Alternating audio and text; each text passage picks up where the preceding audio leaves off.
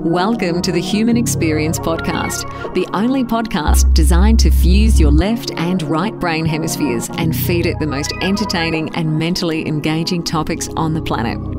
As we approach our ascent, please make sure your frontal, temporal and occipital lobes are in their full upright position. As you take your seat of consciousness, relax your senses and allow us to take you on a journey. We are the Intimate Strangers. Thank you for listening.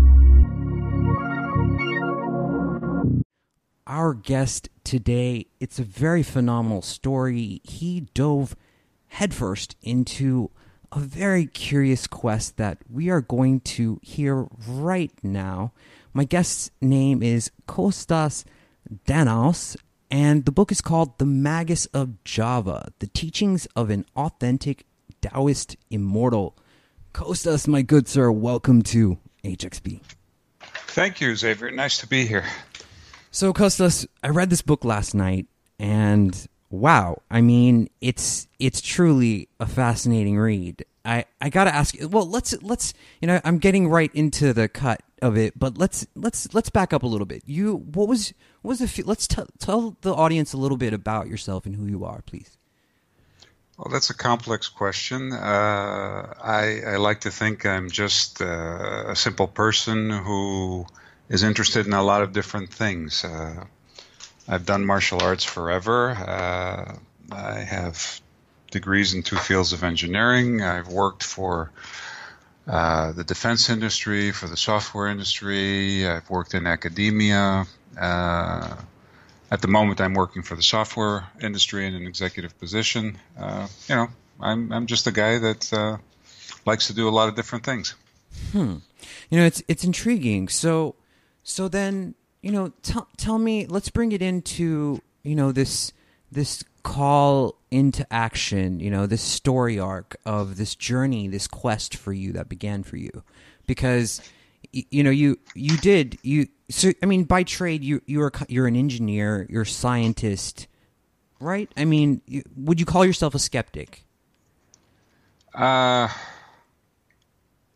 I think my mind is much more open to that. I would call myself somebody that would like to see logic prevail as opposed to, belief. Okay, understood. So, before you started this journey, it was more, you were an engineer, so you wanted to see the logic of things.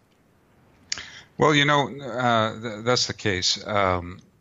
This particular journey has to do with a conversation we had when we were offline.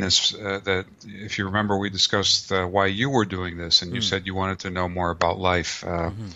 At that time, I had worked in the defense industry for a number of years, and it was right after the first Iraq War. So I was also questioning the quote-unquote meaning of life and wanted to look into a lot of different things, and that's basically what began this quest. It was trying to find some answers to questions I think that have plagued all of us for a very long time. Okay, so let's get into it then. So, John Chang, right? I saw him on a documentary. You saw him on a documentary. Tell us about the documentary. What moved you to drop everything and go to Indonesia? Well, like I said, I had already dropped everything just prior to that, and I was in a phase where I was looking for answers, and it just happened that I saw this documentary on television and thought that, wow, this is really intriguing. I've got the time, I've got the money. Why not look around and see if I can find anything there? And what I saw was a documentary by two brothers for the BBC talking to a Chinese-Indonesian acupuncturist who was doing amazing things with his body, let's say, controlling the energies of his body.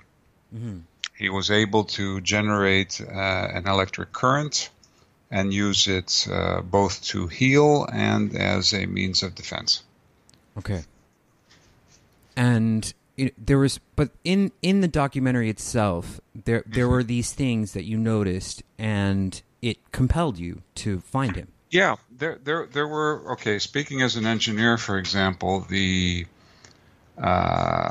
reaction that one of the Blair brothers had on touching him could not be readily replicated. It was very natural. There were other things that convinced me that it hadn't been staged. More so because I understand a little bit also about how things could be staged and how the wiring would have to work in order for it to.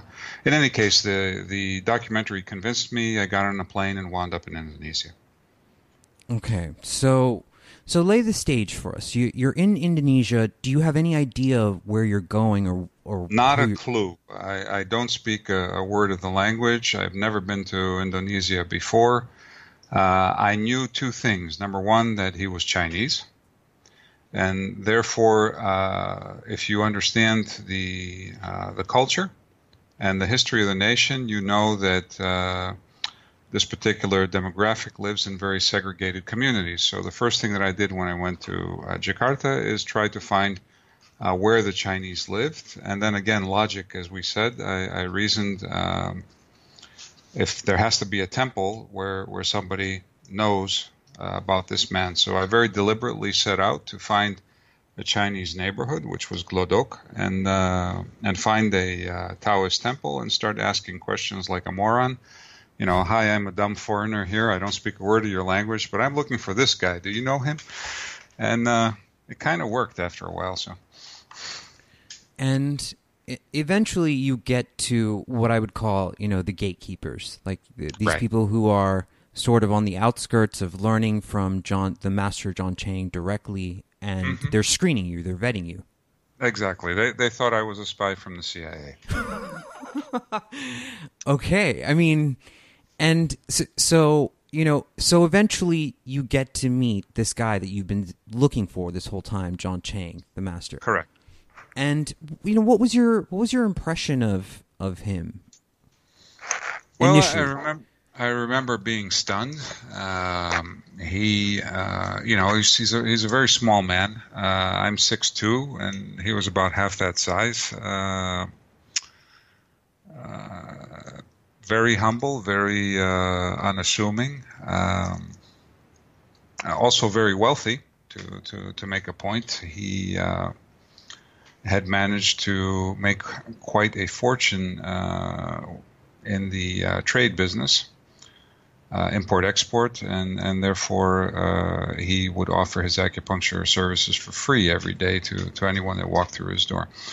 So he, by means of introduction, showed me the energy that he could generate. He asked me if I had any particular problems. I had some tendinitis, serious tendinitis at that time, so he treated me for that, and that was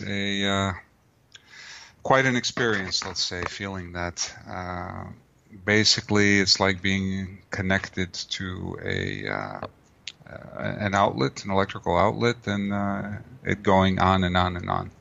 Right. I mean, I'm glad you mentioned electricity because 300 years ago, anyone that talked about electricity, we would call them crazy. You would say, right. What are you talking about?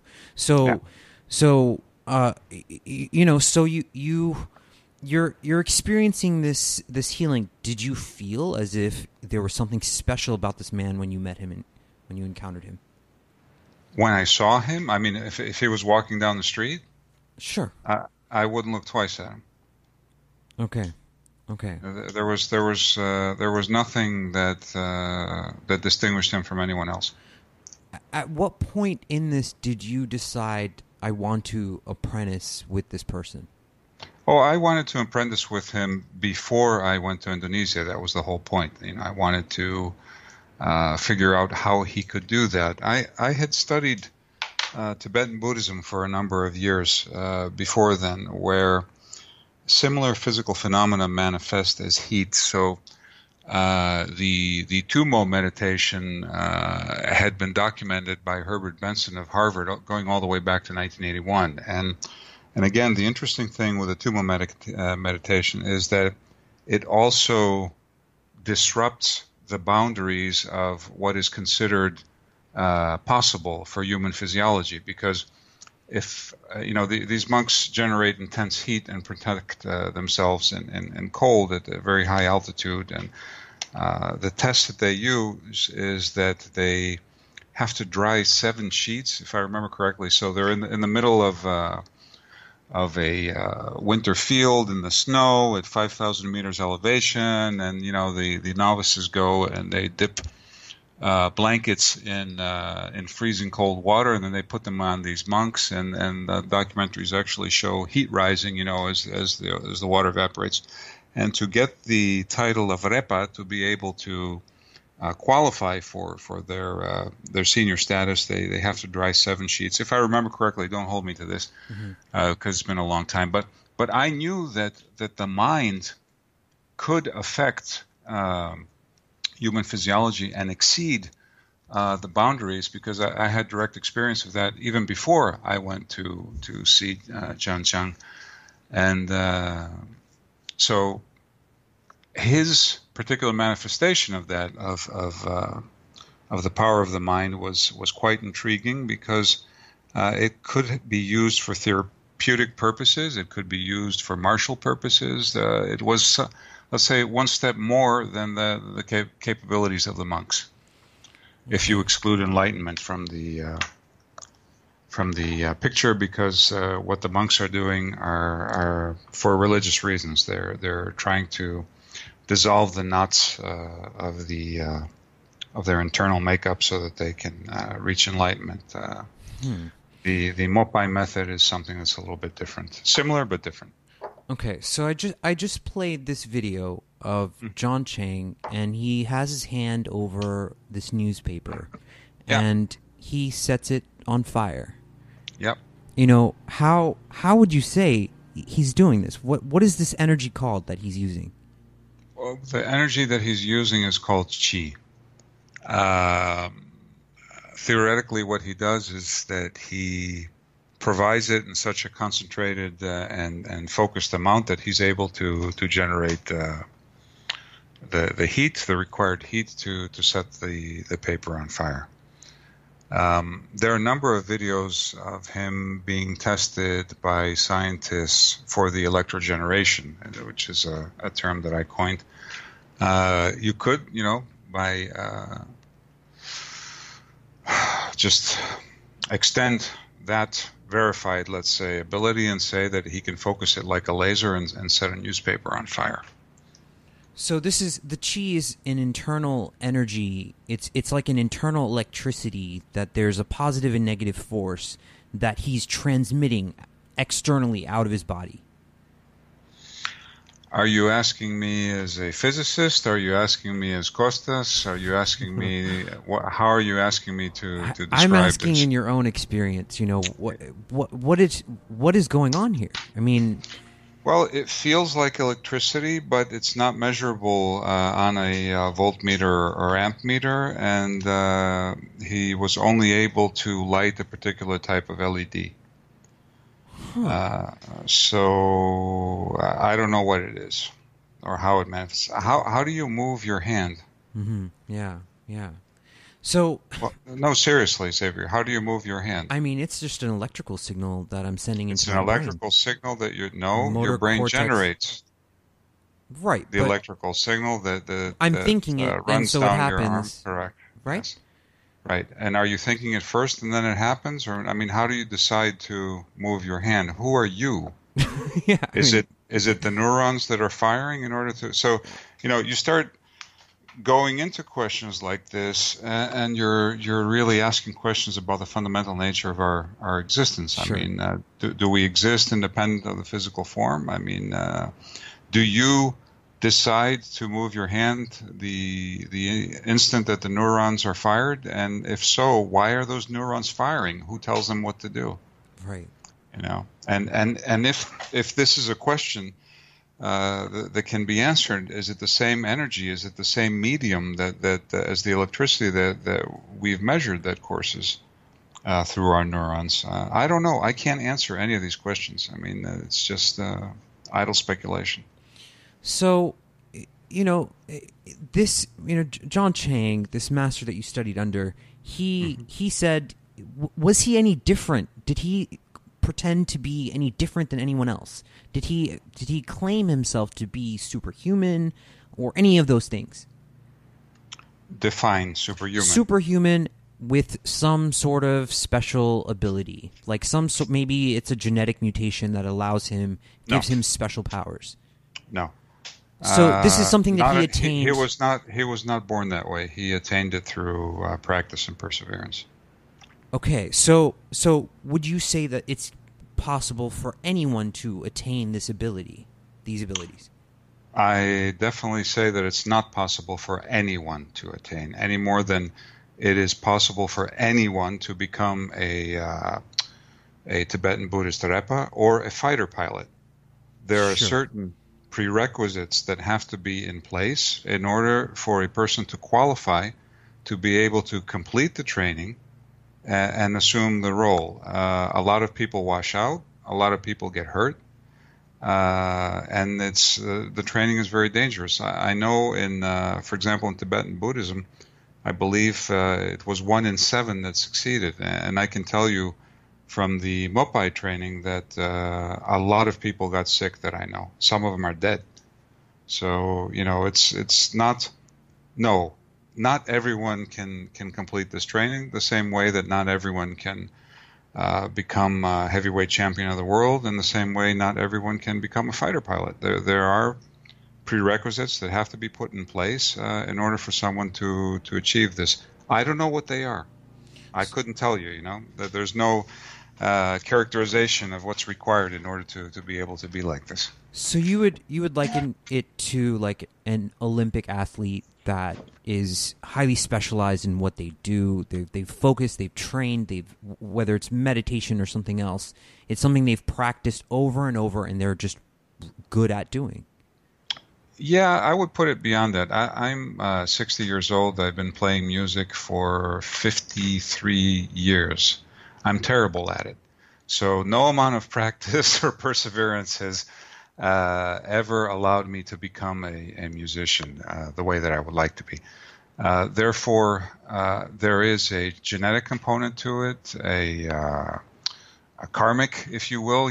There's just something that says that you are born to do this particular thing in addition to all the training and perseverance and whatnot that you're going to put into it. Okay, so let's step back a little bit. Okay, so sure. At some point, like you ask Master Chang to take you on as an apprentice, and he just says no to you. Right. And how long did that go on? How long did he tell you no? 40 days. And was he testing something in you? Was there something he was giving you some sort of challenge to overcome with that? Beats me. I showed up at his doorstep every day for 40 days. He treated me for free. He fed me and sent me home. And every day I asked him again, "Will you accept me?" He said, "No." So you just kept coming back, and yeah, and you weren't going to leave. Well, I would have left eventually, but I didn't leave in the time frame that he thought, and it was actually quite touching because when he said yes, I said, finally expecting, okay, here it is. And now where am I going to go this weekend? Okay, it's been, it was like a Friday or something like that. I said, like, it's really cool. I haven't been here, and I know he's not here. So, and oh, by the way, will you accept me? Will you? I didn't say accept me as a student. I said, I want you to reconsider about teaching me or something like that. I don't remember the exact wording. And then he came back and he said, actually, I'm already teaching you. And then, poof, it was a shock. And really? Oh, okay. Yeah. So when he offered to treat your joint problems, that was your first experience of his ability to heal. That's correct. And did you find that you experienced some healing quality? Oh yeah, he got rid of the pain and the tendinitis at the time. And what did it feel like? I mean, was it an electrical current that you felt was running through your body, or what sensation did you have? Most certainly, it felt like an electrical current, and it hurt like hell. Huh. I think it's interesting that this. I don't know. Would you call it an art form? What is? It's a practice, right? But I mean, is it a type? Because it's mixed with martial arts, and there Yes. seems to be this parallel of healing, but also combat. Yeah, I don't think that they differentiated between the two. There's some things about China that people don't really understand, and we have that problem today in general, that our sense of history has been forgotten. So you have to understand, this is the age of empires still, right? I mean, all the way up to the early 20th century, what we grew up with, I'm talking about people in my generation, I won't even touch what younger people experience, but we grew up very much in the era of nation states and of the Cold War. So, there were lines that were firmly put in place. But in the age of empires before then, so you had a distribution of Chinese nationals throughout the Pacific Rim without a clear distinction that, I'm an Indonesian, or I'm a Malay, or I'm a native Chinese, or I'm Taiwanese, or they were just spread all over. And one could argue about San Francisco the same way too. So what this caused is a tremendous diffusion and dispersion of the knowledge base. So China was never one thing back then. There were distinguishing characteristics as much as there are between a Norwegian and a Greek, say. It could be entirely different cultures within a different within the same geography. Also, they are not a people who are selfless. My experience with the Chinese is that pretty much personal gain is considered very much above everything else. Now, with the Confucian ethic, that diverts backwards to the seniors in the family, then to the seniors in the tribe and the ancestors, and so forth and so on. But what that means is that information was not shared very readily, because knowledge is power. So what the experience that people have today of acupuncture, of Chinese medicine, was an attempt by Mao Zedong to normalize, to westernize, if you will, the knowledge base. And what he did is he took different cultural traditions and tried to fuse them together to make a central axis. Well, that's like, trying to fuse rap with country western with classical. Yeah, maybe it'll work out and great. I've heard some songs that attempt this type of thing, and it's wonderful. But I've also heard a lot of crap from people who are trying to do this thing. So when you're trying to fuse different conditions, different traditions, different knowledge bases by force, nominally it doesn't work. And this is the China that John Chang grew up in. So it wasn't a China where there's Malaysia and Indonesia and China. No. The entire Pacific Rim was settled by Chinese. They were cultural groups in the diaspora that kept in touch with each other, that knew each other, that were from a particular region, that believed in different things. And this knowledge was selectively dispersed to members of the community that they chose, never broadly, never widely across. And you can see that everywhere. There are a lot of effects, a lot of examples of this being the case. I'm good friends with Master Chen Xiaowang of the Chen Tai Chi tradition, who was also my teacher for a number of years. And to hear his stories of the way that he was brought up in Chen Village, and the way he learned Tai Chi, and how it's taught today, even by him, through the government agencies, it's exactly what I just described. So, you have something that's a close-knit family tradition where maybe the real knowledge, the particular details, because, let's face it, if you're trying to solve an algebraic equation and you're missing two of the denominators, you're not going to solve it ever. You need to have the complete picture. Sure. So a lot of the problems we have in the West with understanding these types of practices, whether they be Tibetan or Chinese or something else, is that they were never normalized. They were never structured to be taught. They were never disseminated in a broad manner. They were always passed on, in very close-knit groups. So you don't really know what you're getting, what you're seeing, there's no characterization of it. You can't go to a university and get your degree in this and choose what courses. No, that hasn't been done. It's folk medicine. It reminds me of sort of like the caste system in Yeah. India.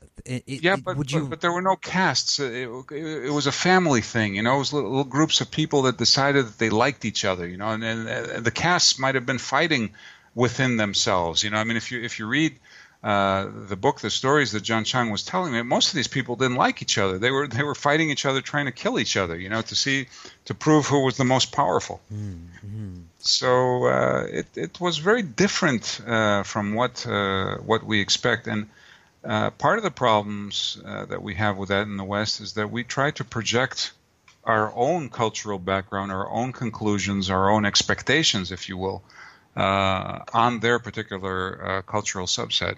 It just doesn't work. I appreciate the macrocosmic sort of perspective. Something I meant to ask you, what year was it when you went to Java, Indonesia? What 1994. So, it was a different time back then. Oh, absolutely. Yes. In what sense was it different? Okay, I think I've just been talking about all that, but okay. The world was very different before the end of the Cold War, and transitioned into the 90s and completely changed again after 9/11. So it was different in that there wasn't as much violence around the world as there was. We had just gone through a very strong period of growth and development, which was the 60s through the 80s. It was a boom time, but for example, when I went there in 94, the next year, Indonesia was caught in an insurrection where the populace was turning against both the Chinese and against Suharto, the dictator who had supported them for 40 years. So many of my brother students at that time were caught up in the riots. I witnessed the riots myself, that people were hiding in their houses and they couldn't come out, or their livelihoods were being smashed, and this is a transition that you could see from one moment to the next.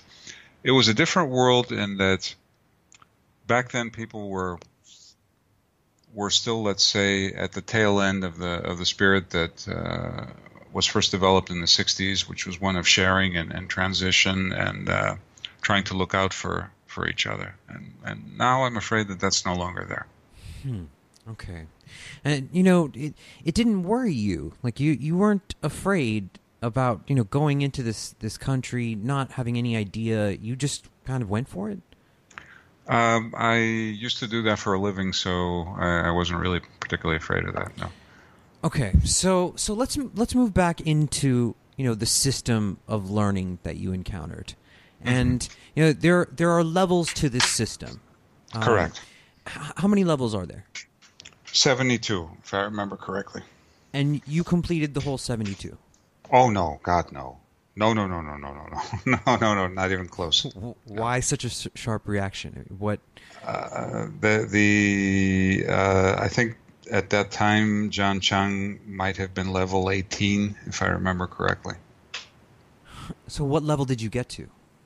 That's personal information, and I'd love to share it, but so many people want to know the answer to that question that the smug and belligerent part of me wants me to not tell you that, although it's not a big deal. But because people like to turn it into a competition. Okay.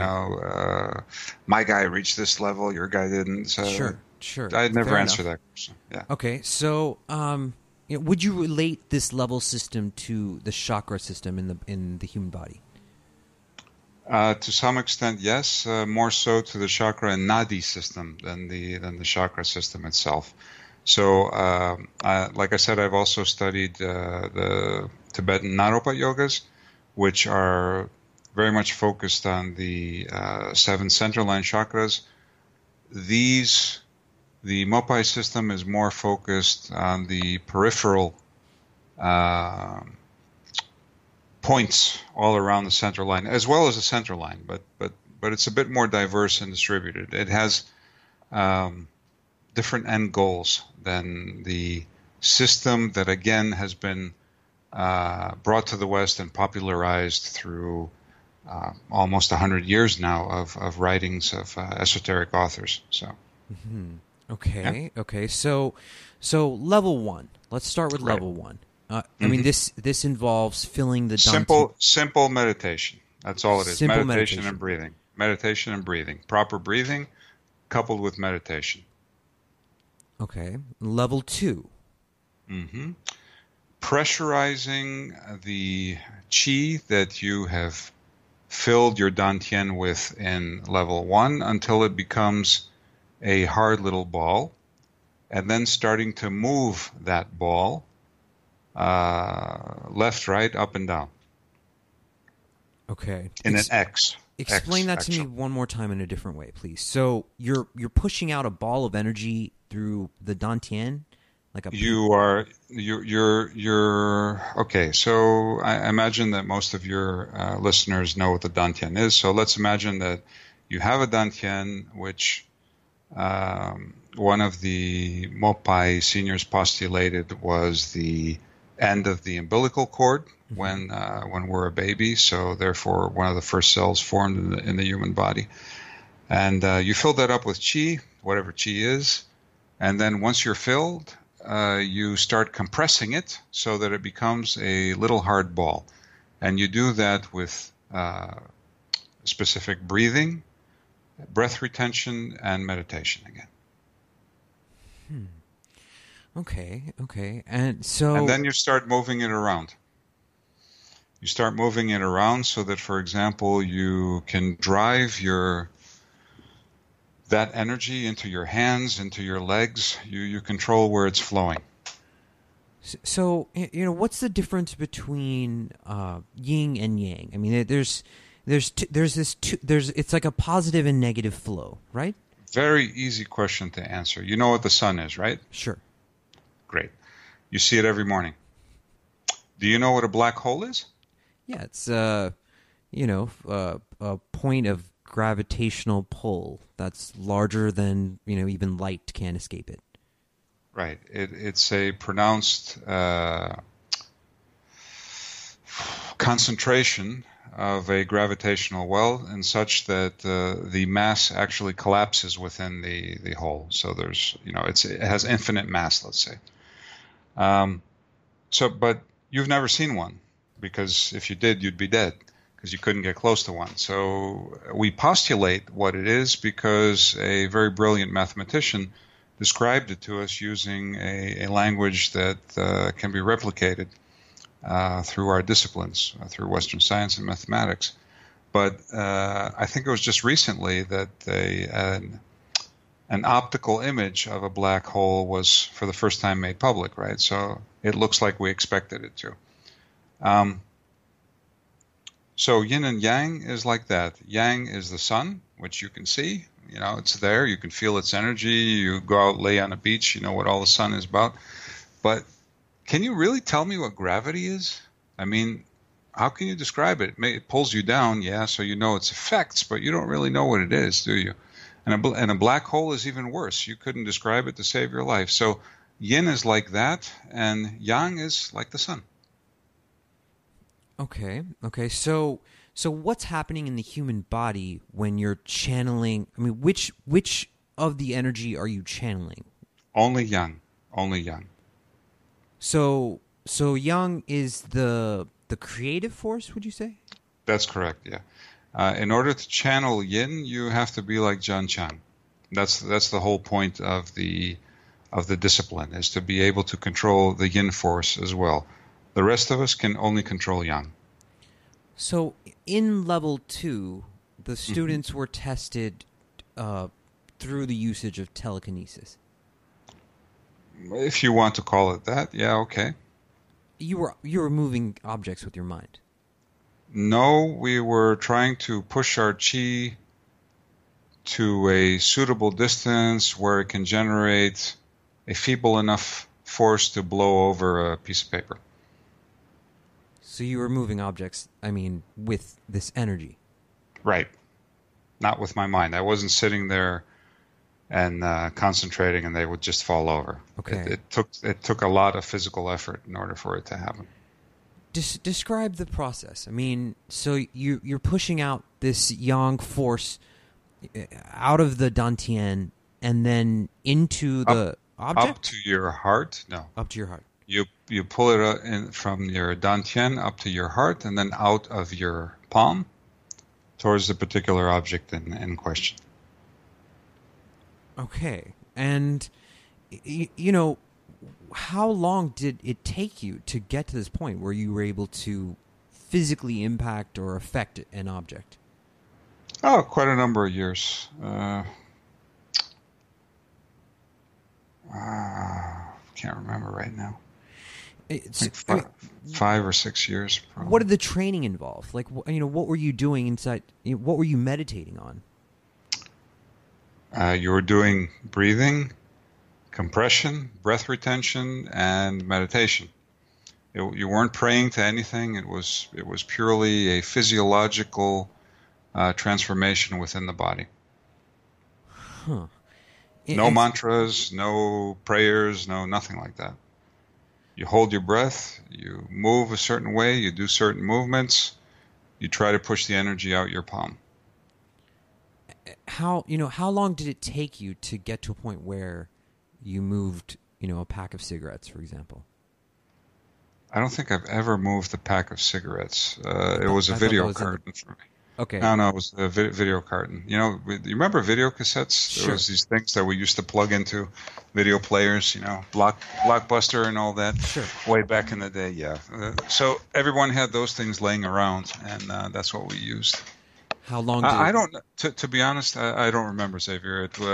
I could, whatever I'd be telling you now would be I'd be reaching 4 years, 5 years, something like that. But it wasn't 20 years.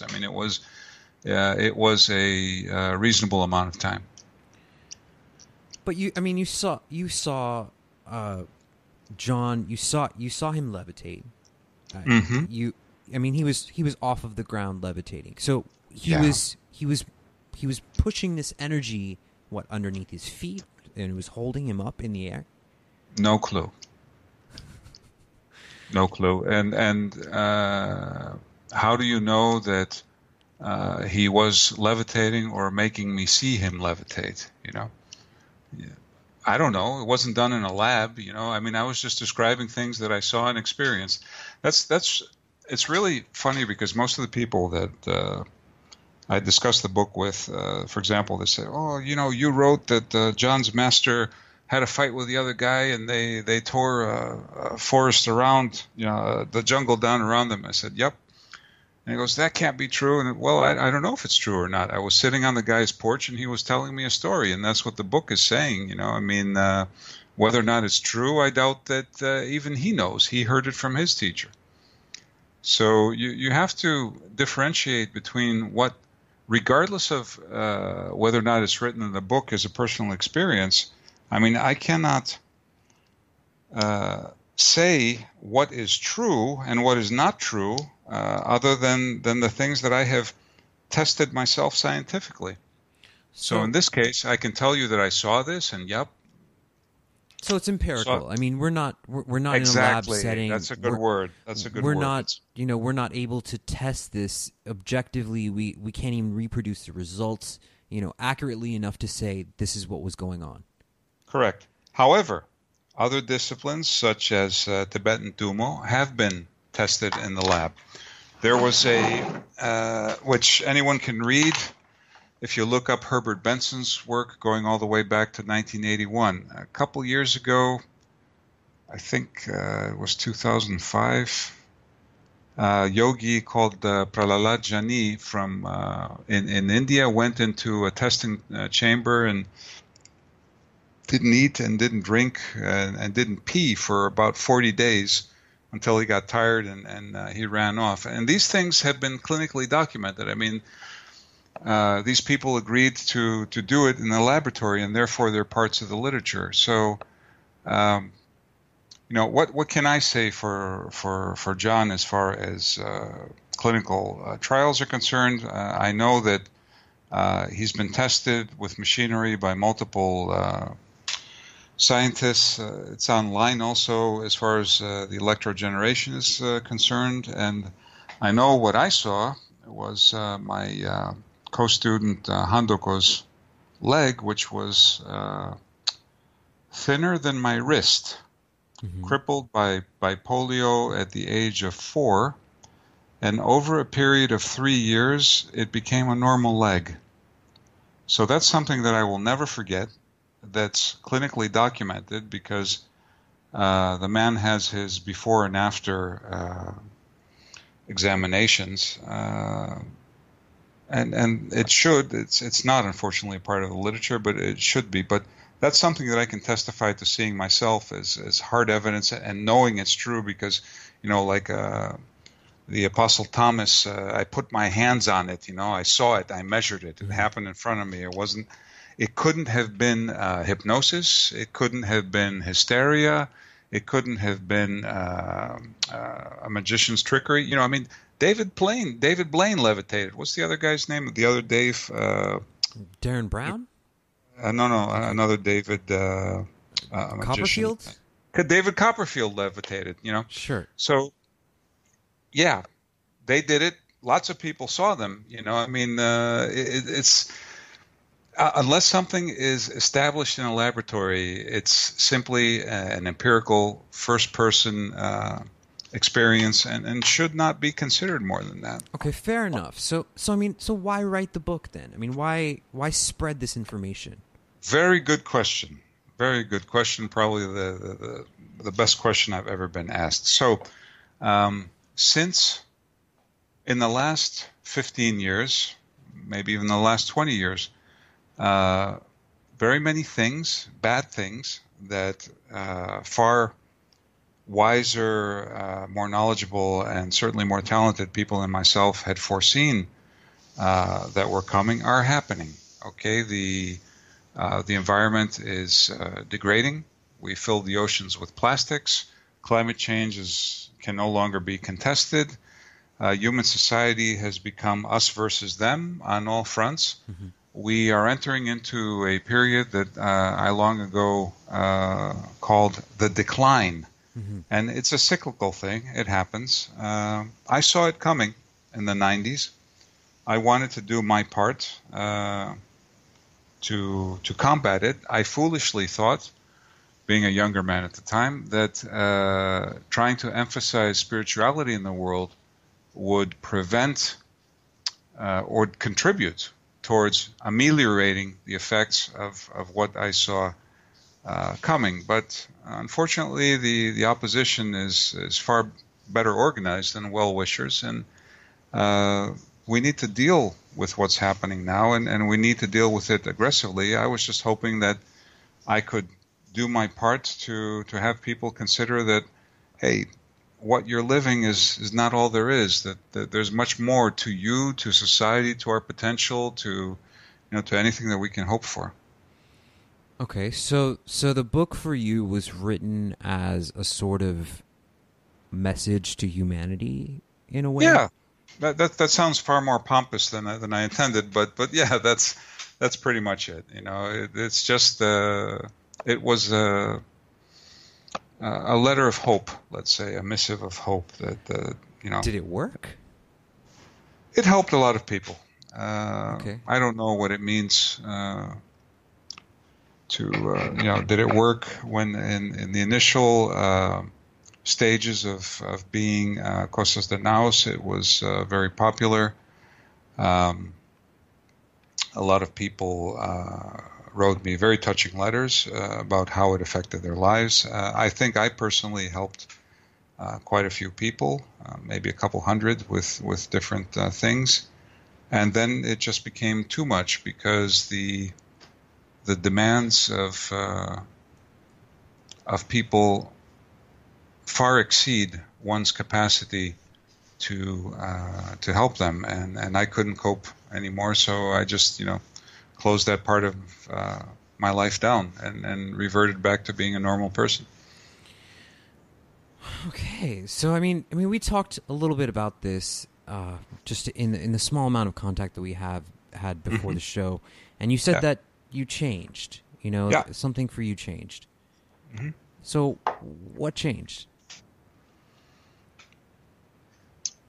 I saw that the opposition was a lot stronger than I had originally estimated that it was, and the opposition being the forces that tend to drive humanity towards complacency and towards barbarism than towards growth and towards darkness.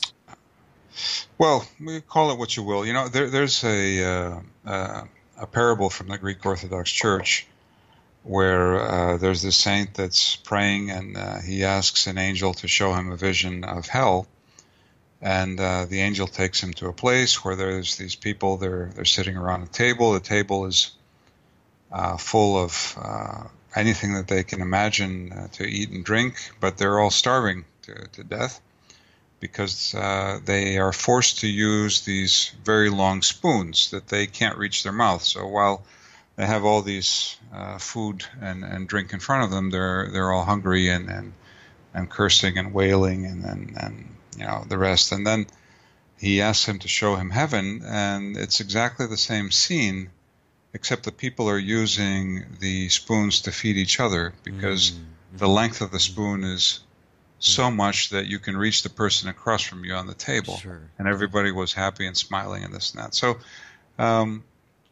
what I've seen in the world in the last 20 years is that unfortunately the forces, the energy, the societal trends, if you will, that want us to not help each other have become far more powerful than those that want us to help each other. So, I mean, for you, it was a process of disillusionment. Would you say that you're disillusioned? No, I'm not disillusioned. I'm still very much teaching a small group of people. I'm actually a contributor to some things for NATO. I do a lot of work with the Greek military. I have my life. I live my life with my friends, and I try to help whoever I can. What I became aware of is that efforts like those initiated by Kostas Danaos need. They're not. The world is not set up to receive them in a general way. First off, because people want to take a pill and become John Chang. I mean, let's say I received 100,000 letters, and out of those, 99,998 were asking me for John Chang's address in Indonesia because they just knew that it was their turn to go there and become the next heir apparent and the master of the universe. Because the problem with the story of the Magus of Java is that it offered power, and truly John Chang was a very powerful man. He was the doctor for the dictator Suharto. He was treating the Sultan of Brunei. He was very, very well known, and he moved freely among the wealthy of Southeast Asia at the time, though he himself started out as a simple taxi driver. He had never studied, and it was quite touching that one of his ambitions was to try to get a college degree. So the world that he lived in allowed for him to do that. The world that we live in, I don't think, tolerates this type of thing. We need to get much more smarter and much more humble and understand that we actually do need to feed each other with a long spoon across the table if we're going to solve the very serious problems that are facing us nowadays. So I got a lot smarter. I concentrate on those that I can offer my best efforts to. I still try to help the world, but I do it, in a more simple fashion than that was dreamed of by Kostas Danaos. I find it fascinating, the whole experience, the reading the book, and it was a very ambitious effort that you had. It was too ambitious. Too ambitious. Exactly. I mean, why would you say that? I think it took a lot of ambition to. It wasn't strategic, Xavier. This is the age where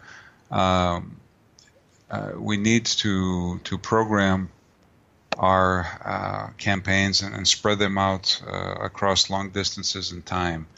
We've made mistakes as a species that we need to survive. And what's coming over the next 10 years will be far worse than the previous 10. Bad things are coming. And so what we need to do is hunker down, ride out the storm, and I hope when the dust clears, we'll be able to pick up the pieces and continue where we were and proceed to the next plateau. When you say bad things are coming, are you talking about recent events like this push towards war with Iran? What are you talking about when you say bad things?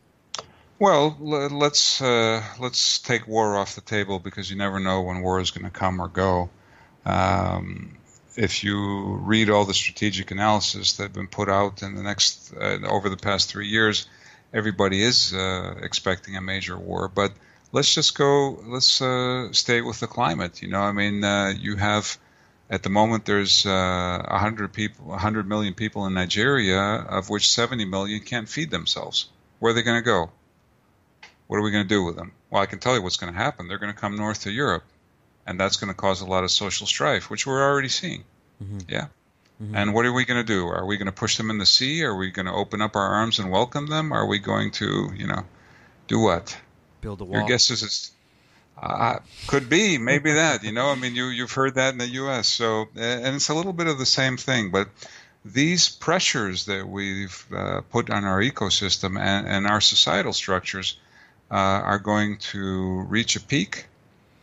Probably over the next 5 to 6 years, and then things are going to get very bad, and then hopefully things will get a lot better. So what I think is that because technology will, I remember from my chemical engineering degree, one of the major factors were the quote-unquote kinetics of an equation, of a reaction, and that was how fast a particular reaction takes in order to materialize. So the kinetics of the degradation now are stronger than our capacity to deal with them. But maybe technology will continue to advance to the point where we can actively turn things around, and then you'll see the kinetics going the other way, and then we can reclaim our civilization. So you think it's going to get much worse until it gets better, as far as what's going on ecologically with population, the explosion of population? I'm convinced of that, yes. I don't necessarily disagree with you. A part of me really wants to be an idealist about everything that's going on in the world, but it's harder and harder to be that way because everything is so connected. We seem to know more about things than ever before, but we claim to be connected via social media, Facebook, Twitter updates, but we don't talk to our neighbors. We don't look at each other in the eye anymore, and it's as if systemically things have changed. When you talk to someone in person, they're so used to just texting you, it's almost like it creates a sense of anxiety for them. There you go. You've just expounded very clearly on part of the problem. Yeah. So this association is also part of it. There's a lot of things. It's a fractal problem. It's not something that you can identify. Well, you can identify it, but you can't say, this is it, because there's so many components to the change, the paradigm shift that we've gone through, and we haven't really been in a position to either deal with it or understand its long-term effects, and therefore things are going to get worse before they can clear up. It's not the first time this has happened. If you look at the history of humanity, even in the last couple hundred years, paradigm shifts like this have come around and brought lots of change and different periods with them. 2 world wars because of them, for example. So I mean, the Vedas called this the age of the Kali Yuga, and they did. We were talking to Graham Hancock last week, and I think I read somewhere in his work that there was going to be this end of the Kali Yuga somewhere around 2022 was where we were going to be reaching sort of the end of this cycle. And as you said, it is a cyclical process that happens, in cycles. Yes. So I call it. Here's one for you for your listeners. Okay. It's not a cyclical cycle, it's a helical cycle. Okay. So we're always advancing, and yet we're not learning from our mistakes and going through the same thing, kind of where we're going through the dark and light periods of this advance. Always a little bit further along, but still doomed to go back through the same morass, if you will. Now, here's what's really interesting about this. The Greek word for evolution is exelixi. Okay. Which means from the helix. Okay. It's an ancient word. And what was the helix? Were they talking about what I just talked, or did they know what DNA was? Because DNA, of course, is helical. So, again, if you look at things fractally, macrocosmically and microcosmically, you see this same spiral manifesting itself always, all over, in everything that we do. Who knows? Maybe we'll come through the curve and proceed up to the next plateau. So, I mean, obviously this whole quest, it put you on this journey, whether it was an internal awakening that you experienced. I mean, most people don't really experience people, levitating, setting things on fire, or these other things, So certainly this had an impact on your life that changed you forever. It certainly had an impact on my life. Did it change me forever? You don't think so? I don't know. I've always been kind of that way, trying to find different things.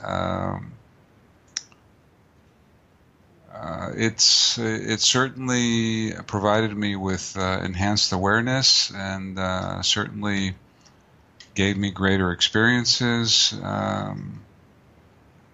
I think I'm still pretty much the same person I was when I was a teenager. I mean, I always had the same kind of worries and quests and looking around for different things. I don't think it's fundamentally changed my personality. I'm very happy that I experienced it, but then again, it wasn't an Apostle Paul moment. I didn't encounter Jesus on the road, and I didn't. No enlightenment. No.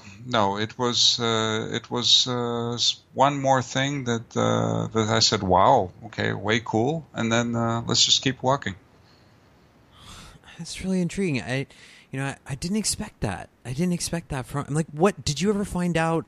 What happened to Master Chang? Oh, he's on Facebook. Oh yeah, his whole family. No, I mean, it's not. Again, this is, you have to take the Luke Skywalker. Although I make fun of that all the time. But these are very, the people have normal lives. I mean, it's just sure. It's just a part of what they do is also this. It's like if you're a musician, you go out on a gig and then you come home and watch TV. You know, I mean, that's it just happens. You know, it's. But Kostas, I mean, there is a very mystical quality to all this stuff. I mean, there are seekers, people who are out there that are meditating, and they're looking for answers. And part of this is understanding this energy system that's within the human body that science has yet to give a language to. It's getting very, very closer, much closer. We're understanding the effects of the mind on the body much more than we ever did. Fundamentally, we're beginning to realize that the mind can affect the body in ways that were hitherto deemed, unacceptable or madness or whatever you want to call it. Basically, what we've established and what we are in the process of establishing would be better is that if you fundamentally believe something with all your heart, you can affect physiological changes on your body. Now, I don't think that anyone can disregard that nowadays. The question is, why are you doing it? You know, I mean, are you studying Tibetan Tumo meditation to stay warm in the snow? Buy a down jacket. It's a lot cheaper. You don't spend all this time on it. There's so many other things to do. I mean, why are you doing this? That's a key question. I've been privileged in this life to meet more than one person that was considered holy by his respective culture. I mean, I'm Greek, and I had the privilege of meeting a man who is now considered a saint, Saint Paisios, and I saw some wonderful things with him as well. He wasn't a saint at the time; he was just a monk that was, living in seclusion. He became a saint much after he died. I don't think there was any distinction between the man and his image. But the point is that all the people that I've seen that had these gifts or the things that we want to say were so outside of conventional reality were very simple, plain people. John Chang loved to watch football on TV. That was his thing. So it wasn't a Tibetan temple with the lamas, singing their mantras. It wasn't anything up on a pedestal. It was, like I was telling you before we started the program, it was more like jaded Luke. I mean, his concern was, how he was going to milk the whatever it was in the morning in order to get his morning breakfast. Wasn't that he was any different. It wasn't that it wasn't in an organized Jedi temple with all the ring bells and whistles and external trappings. In one sense, I see that far more healthy than the ritual and the pompous grandiosity that's associated with the latter. In many respects, one thing that turned me off so much was that, Chögyam Trungpa wrote a book called Cutting Through Spiritual Materialism, where he put forth the first time that I read it, the theory that a lot of people follow spirituality because they cannot feed their ego otherwise in life. I've never managed to do anything much with my life, but I'm a ninth level guru of this yoga system, blah blah blah. That is a very serious mistake, and that was the experience that I had with when I had my brief flirtation with fame. Was that most of the people that were coming to me didn't really want to study or do the training that I had done. They wanted to feed their own egos, and that is a fundamental, very, very, very poisonous mistake. Mm-hmm. So you felt that this was a search for just, an ego thing, like, power hungry? For me or for these other people that were looking for this? A large portion of that, yes. They wanted some type of power to enhance their status in life. And all of these are, in the end of the day, monastic techniques. So they were designed to be basically cultivated by monks or warrior monks, people who had said no to society in the first place. So, if you think that you're going to use this to enhance your prestige in your neighborhood and open up a school, it's just not going to work. The same way that if you go and become a priest so that you will have a position in society, again, it's not going to work. It's going to cause problems both for you, the church, and the society that you supposedly want to serve. We have to be very careful about our inner motivation for doing things. I mean, why are you doing this? Mine was very clear. Like I said, I saw what's happening now coming. I was desperately trying to find a way to contribute towards making it go away. It didn't work, so I went back to work myself. Kostas, and I appreciate your perspective. I just want to say to anyone listening out there, if you have a question for Kostas, now is the time to ask. We're going to begin wrapping up the show here shortly. So if you want to ask a question, you can send us a super chat, or you can get into our Discord. In the live show discussion, we will be taking questions for the next couple minutes. Kostas, Did you end up writing any books after the Magus of Java? I wrote one called Neikung, where I tried to. But by the way, I don't come up with these titles. The titles that I came up with were very different from. No, I did come up with the Magus of Java, but originally it was a different name, and the Neikung was again a title that the editor chose. I think I had originally called it Embracing the Lightning or something like that. Anyway, it was a book where I compared these different methods that I had seen or experienced that were similar to the Mopai meditation, and try to wrap them up in a historical context, and also put some stories of different things that I had experienced there. Did you find any resistance when you were, publishing the book or the material through the editors or the publishing companies? Does that happen? No. Nothing like that? No. Everybody was wonderful. Nothing like that. Okay, that's good to hear that the information was something that, wasn't pushed back against. No, it was fine. Again, it was I think, much more welcoming world before 9/11, and so that wasn't there. I mean, the sense that I get, Kostas, from you is, things really changed. And I mean, do you think for yourself that, maybe your perspective shifted into changing the system from within the system? I don't know. What's Jaded Luke doing on that watery island planet, or whatever it is that?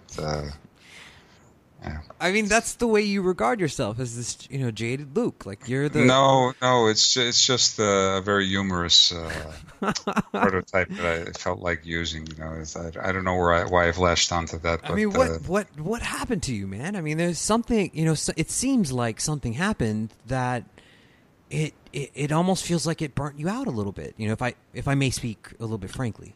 Oh, you can speak as frankly as you want. Well, a number of things happened. Yeah, part of them were changes in the world. It's overall. Part of them were things that happened to me. It's very rarely one thing that gets you down. It's like they say, the final straw that broke the camel's back, quote unquote. But I just realized that, for I myself, I had to do what I'm doing now. I mean, was it a money thing? Did you? Oh no, God no, no. It was never a money thing. I've always been able to fulfill my fiduciary obligations by engaging in one profession or the other. So that's interesting. It's really interesting. I'm trying to dig a little bit, trying to push a little bit against, whatever this is that was going on with you that changed your perspective on this so much. But I mean, you yourself said that you still practice the art. I mean, you still teach, and I don't practice the Mopai art. I practice martial arts. I practice a traditional Greek form called pamachon, which it was basically a 19th century Greek martial art. That I've it's kind of fallen into my lap, let's say, and I try to help people and teach people and share some things that I understand about over the decades that I've been studying these things. But I do not teach any, and I'm not authorized to teach any of the systems that I had discussed in this conversation. I don't teach Tai Chi. I'm not a Tibetan Buddhist. I don't teach the Mopai system, nor am I authorized to. I do other things now. Have you had any contact with the people, Master John? Did you have any contact with him again after you left? Oh, sure. Why not? And what about recently? Not for a while, no, but that's probably oversight on my part more than anything else. So it's just something, where you just sort of lost touch and maybe even interest. You sometimes drift away, and maybe send a Christmas card or something like that. It's very typical, I think, in human relations. It's really interesting. I mean, I really enjoyed the book. And I found it fascinating the journey you went through, and what it took. And I remember in the email you just said, you just flat out said that you were a young man back then. And yeah, so, it was a good road trip. Road movies type of thing. But it was a great road trip. So I figured, it's well worth a book. Something you wrote in Magus of Java was that you said that we need a new science that is neither Eastern or Western. I do believe that still, yes. Very much believe that. I think there is an epigraph. It's a saying that is on a 6th century Greek Orthodox Christian temple that originated in with a 5th century BC Greek philosopher called Plato, and he refers to it, and it apparently came from an even earlier philosopher of let's say the previous century, so 6th century, called Anaxagoras. And what it says is that mind shapes and creates all things. Well, Einstein said pretty much the same thing. So I think that the next boom in science isn't going to be 5th generation telecommunications or even AI. It's going to be our understanding of how our consciousness, or consciousness in general, shapes reality and how it can affect reality. Yeah, I agree with that. I think that science is uncovering this more and more. I mean, we've got people like Dean Radin out there, we've got Rupert Sheldrake out there, and they're studying the effects of the mind on matter. Right. Exactly. I mean, we've covered this thoroughly on this show, in fact, and it's a topic that's close to what I'm thinking. So, do you think that your perspective on the overall outcome of where the world is headed is more of a viewpoint or something, because based on what we just said, that what we think becomes real? I think that our minds are fundamentally connected at a very basic level. I think that let's say that there's an internet amongst ourselves that maybe we upload into when we go into REM sleep or something like that. But I believe that we all are connected. So it is in fact our mass unconscious mind that directs the flow or the stream of things where we're heading. And I believe that at this point in time, our mass subconscious is directing it towards a darker place. And I think that when we understand more and more how our conscious mind can affect our subconscious and in fact shapes and creates all things, then maybe we can turn that around. But before we do that, we need to hunker down because winter is coming. So, Okay, man. Yeah. I mean, all right, I've got a question here from Mysterious Stranger. He sends it through our Discord. It's a bit of a long question here. I'll try to read it out. When one comes to accept the lack of inherent purpose, we aren't born with one or are part of a great master plan, still the only path that makes sense, or the one that is most in sync with the world, is that of inner growth to flourish. So how could you manage to keep that purpose close to heart without falling into a neurotic mindset when you know how bad things will get? I'm pretty tough in the sense that,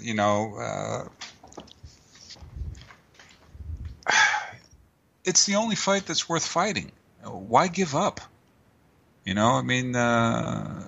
If you have to crash, you might as well do it with style. So there's nothing. It's warrior tradition. It's the best tradition around. Like the Spartans told the Persian emissary when he said that our arrows are going to blot out the sun, and the Anikis answered, "Well, good. At least we'll fight in the shade." So it's the same thing. I don't despair.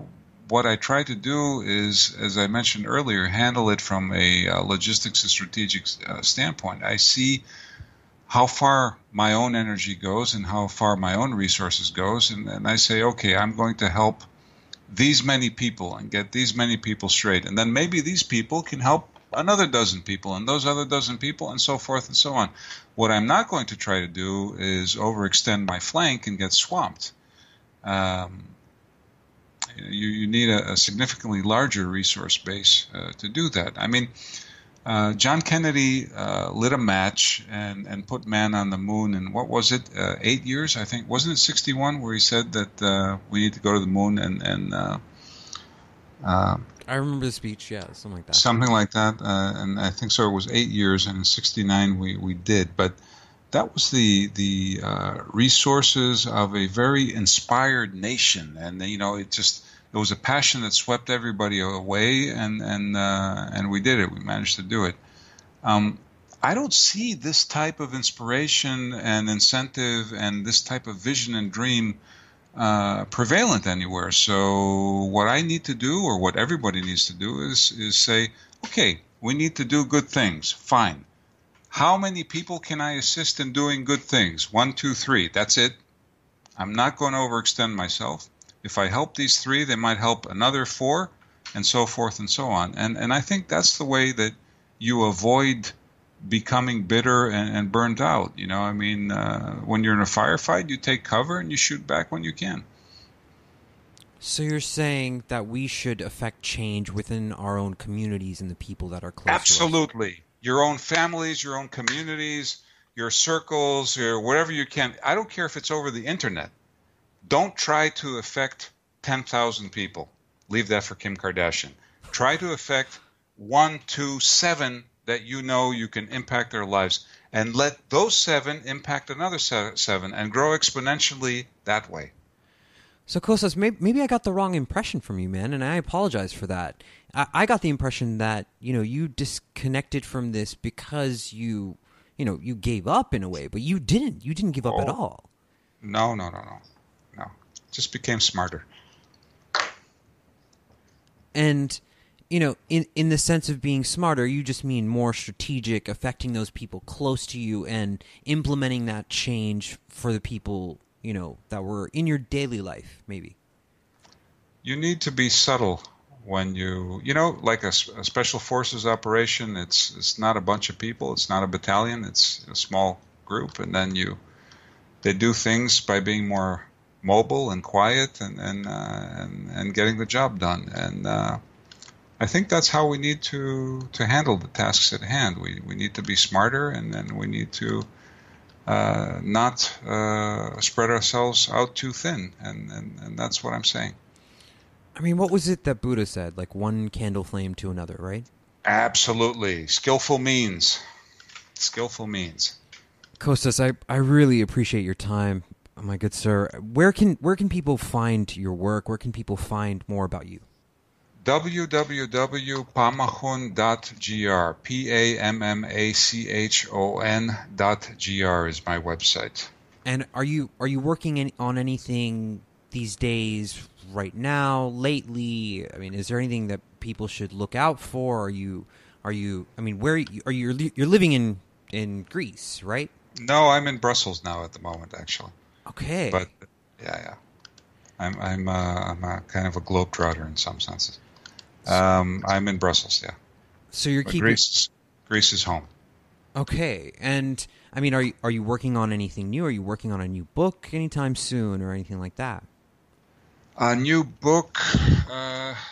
We are consolidating an effort that will probably go public in 2021. I really can't talk about it yet, but it's coming. All right, Kostas. Well, guys, here's another episode, and I really want to recommend this book. It's called The Magus of Java, The Teachings of an Authentic Taoist Immortal by my guest, Kostas Danaos. And, I really think you guys should give this book a read. I really enjoyed it. It was a different perspective. I actually sat down and read it last night, and I read the whole thing last night. So, we are going to get out of here. If you enjoyed the show, please share it. We are building a YouTube presence. We're attempting to do that. If you really enjoy the show, buy us a coffee. Help us keep this show running. And we will see you guys next week.